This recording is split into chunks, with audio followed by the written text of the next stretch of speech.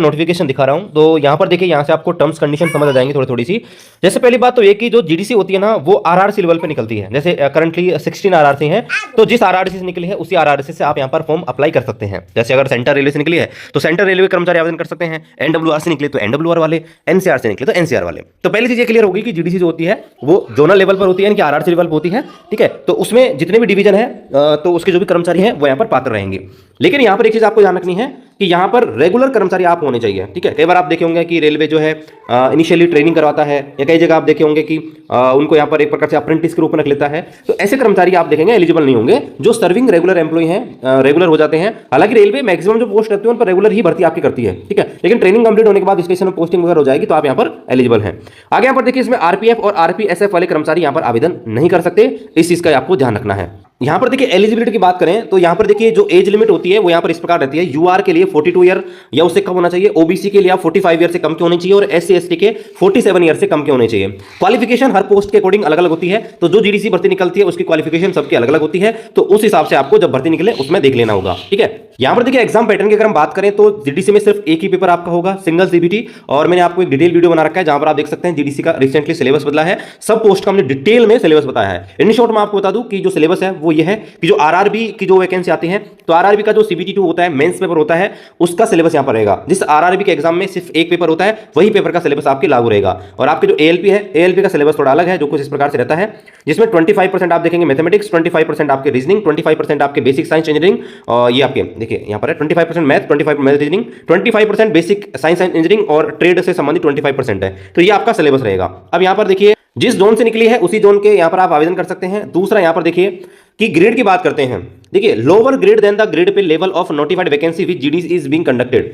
यहां पर देखिए कि जिस ग्रेड की वैकेंसी निकली है, सपोज कीजिए स्टेशन मास्टर की वैकेंसी निकली है जो कि 4200 ग्रेड की होती है, तो अगर आप 4200 ग्रेड या नीचे काम कर रहे हैं, अब इसका मतलब क्या है, जैसे आप 1800 ग्रेड में हैं, 1900 ग्रेड में हैं, 2400 ग्रेड में हैं या 2800 ग्रेड में हैं, तो ही दोस्तों आप आवेदन कर सकते हैं। ठीक है, सेम ग्रेड पर आवेदन नहीं कर सकते। लेकिन यहां पर एक चीज है वो मैं आपको बताऊंगा कि सेम ग्रेड पर आप कब आवेदन कर सकते हैं। ठीक है, तो करंटली यहां पर यह है कि जिस पोस्ट पर आप आवेदन कर रहे हैं वो आपका लेवल जो है यहां पर नीचे होना चाहिए। अब यहां पर बात करते हैं कि भाई सेम ग्रेड में कोई कर्मचारी है। अब सेम ग्रेड में कैसे, जैसे मान लीजिए कोई 1900 ग्रेड का कर्मचारी है, 1900 ग्रेड का ट्रैक मेंटेनर है, 1900 ग्रेड का पॉइंट्समैन है। अगर मान लीजिए 1900 ग्रेड में एएलपी की भर्ती निकलती है, या मान लीजिए 1900 ग्रेड की और कोई भर्ती निकलती है, तो क्या उसमें आवेदन कर सकता है? तो यहां पर देखिए रेलवे ने बोला है same grade pay level of post for which GDC is being conducted are eligible to appear selection from non safety category as well as safety to safety category.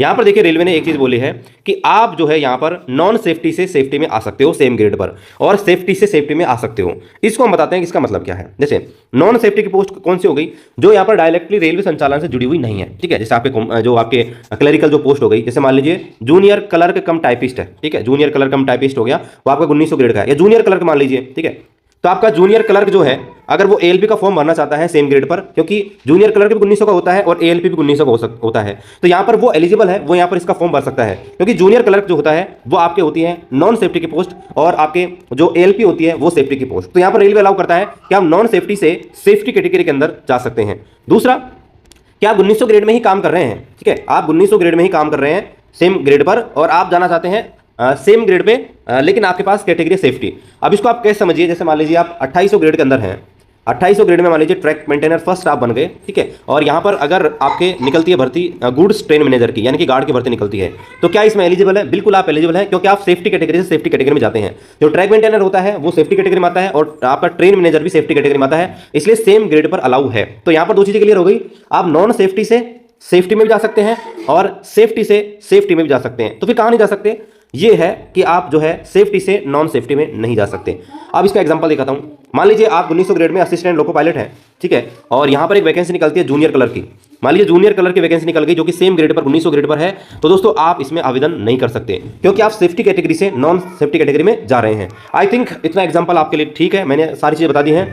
मैं आपको वापस से एक बार इसको जो है समराइज कर देता हूं। देखिए, आप अगर सेफ्टी कैटेगरी में जॉब कर रहे हैं तो सेफ्टी में जा सकते हैं, नॉन सेफ्टी में कर रहे हैं तो भी सेफ्टी में जा सकते हैं। लेकिन अगर आप सेफ्टी में कर रहे हैं, सेफ्टी वाली कैटेगरी के अंदर, जैसे train manager, station master, pointsman, track maintainer, signal department, अगर आप ये सेफ्टी कैटेगरी में अगर जॉब कर रहे हैं तो सेम ग्रेड पर आप नॉन सेफ्टी वाली पोस्ट में नहीं जा सकते, ये आपको ध्यान रखना है। आगे देखिए, candidate are not allowed to apply for the same post on which presently working. यानी मान लीजिए कि भाई स्टेशन मास्टर पे ऑलरेडी काम कर रहा है कोई बंदा, या एएलपी में ऑलरेडी काम कर रहा है और इसी सेम पोस्ट निकलती है, जैसे एएलपी में जॉब कर रहा है और एएलपी की पोस्ट निकल गई, तो वो दोस्तों आवेदन नहीं कर सकता। अब आप सोच रहे होंगे कि वो आवेदन क्यों करेगा?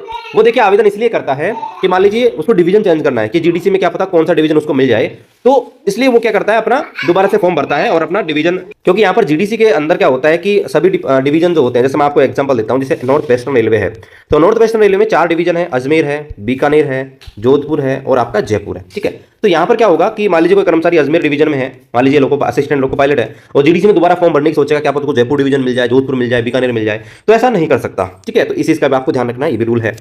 आगे बताया गया है कि सिलेक्शन होने पर जो आरआरसी का जो आपका रूल है वो डिसीजन अंतिम फैसला होगा। ठीक है, यहाँ पर देखिए एक चीज आपको ध्यान रखनी है कि जब भी कोई भर्ती निकलती है तो उस भर्ती की अंतिम डेट तक आपके पास एलिजिबिलिटी होनी चाहिए। जैसे मान लीजिए कोई भर्ती निकली जीडीसी में असिस्टेंट लोको पायलट की, तो उसमें जो क्वालिफिकेशन है आईटीआई वो आपकी कंप्लीट हो जानी चाहिए जब आपकी फॉर्म भरने की अंतिम डेट है। ठीक है, तो फॉर्म भरने के लिए आपको 1 महीना मिलता है, तो फॉर्म भरने की अंतिम डेट तक जिस पोस्ट की वैकेंसी निकली है, अगर उसकी क्वालिफिकेशन है तो दोस्तों आप जो है उसमें आवेदन कर सकते हैं। एक और दोस्तों डाउट यहाँ पर बार बार पूछा जाता है कि क्या अगर एक से ज्यादा वैकेंसी निकलती है तो क्या उसमें हम एलिजिबल हैं? जैसे मान लीजिए कि भाई जो वैकेंसी निकली वो निकली जूनियर कलर की, ठीक है, एक वैकेंसी निकली सीसीटीसी की, एक निकल गई गुड्स स्टैंड मैनेजर की, एक निकल गई स्टेशन मास्टर की, तो क्या एक कर्मचारी चारों में आवेदन कर सकता है? तो बिल्कुल हाँ, वो चारों में आवेदन कर सकता है। बस उसके पास 2 ही कंडीशन है कि एजुकेशन क्वालिफिकेशन होनी चाहिए, लोअर ग्रेड पे होना चाहिए, और रेगुलर आपके कर्मचारी तो होना ही चाहिए।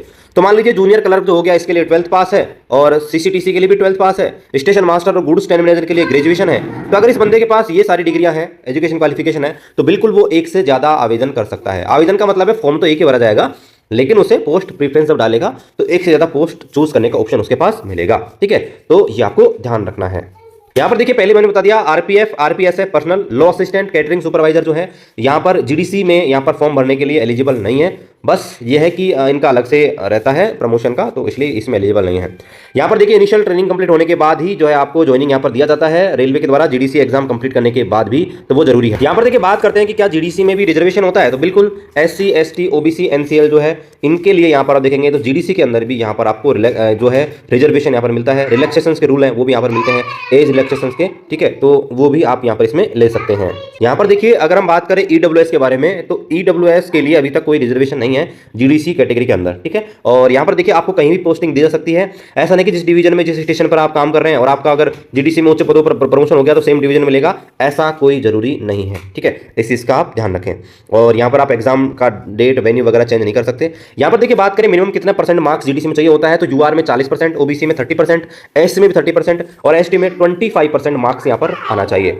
क्या होगा अगर 2 कर्मचारी हैं जिनके सेम मार्क्स आ जाते हैं, तो यहाँ पर देखिए अगर 2 कर्मचारी हैं उनके सेम मार्क्स आ जाएंगे, तो यहाँ पर क्या होगा कि जो भी जिसकी भी एज ज्यादा होगी उसको यहाँ पर सेलेक्ट किया जाएगा। और अगर एज भी सेम हो गई तो फिर यहाँ पर ये देखा जाएगा कि उसका अल्फाबेटिकल नंबर में कौन सा नाम जिसका पहले आता है, तो जिसका पहले आएगा उसका सिलेक्शन यहाँ पर किया जाएगा। सिलेक्शन यहाँ पर आपका मेरिट बेस पर यहाँ पर किया जाता है, और ये चीज आपको ध्यान रखनी है। और यहाँ पर देखिए जो फॉर्म होता है ना वो आजकल ऑनलाइन ही भरता है, तो आपको ध्यान रखना है कि फॉर्म आपको ऑनलाइन ही भरना है। फॉर्म में फोटो और सिग्नेचर प्रॉपर होना चाहिए, इनकम्प्लीट आपका फॉर्म नहीं होना चाहिए, अदरवाइज आपका फॉर्म रिजेक्ट हो जाएगा। एक से ज्यादा फॉर्म आपको नहीं भरने हैं, फोटो प्रॉपर सही लगानी है, ब्लैक एंड व्हाइट फोटो नहीं लगानी, ग्रुप या सेल्फी फोटो नहीं लगानी, कैप या सनग्लासेस वाली फोटो नहीं लगानी, ठीक है, फुल बॉडी वाली फोटो नहीं लगानी, साइड व्यूज वाली फोटो नहीं लगानी। सिग्नेचर आपको कैपिटल लेटर में ही करने हैं, वही आपको अपलोड करने हैं। आपकी डेट ऑफ बर्थ है, आपके बर्थ सर्टिफिकेट या फिर आपका 10th की जो मार्कशीट है उसके अकॉर्डिंग यहाँ पर होनी चाहिए। इन चीजों का ध्यान रखना है। जो भी अंडर एज है या ओवर एज है, आपकी जो एज है वो सही डाले। बहुत सारे लोग क्या करते हैं एलिजिबिलिटी के लिए अपनी जो एज है वो कम ज्यादा करवा लेते हैं, तो इसका ध्यान रखें। और अगर आपकी जो क्वालिफिकेशन है आपके फॉर्म भरने की अंतिम डेट तक अगर एलिजिबल नहीं है तो दोस्तों आप फॉर्म ना भरें, अदरवाइज आपको कैंसिल कर दिया जाएगा। तो ये सारी चीजों को दोस्तों आपको ध्यान रखना है। ये आपके जीडीसी जो है इसके नियम है। ठीक है, आई होप हमने सारी चीजें क्लियर कर दी हैं। फिर भी आपका कोई डाउट रह गया तो दोस्तों कमेंट कर सकते हैं, हम उसका जवाब देने की पूरी कोशिश करेंगे। मिलते हैं साथियों अगले वीडियो में, तब तक जय हिंद, वंदे मातरम।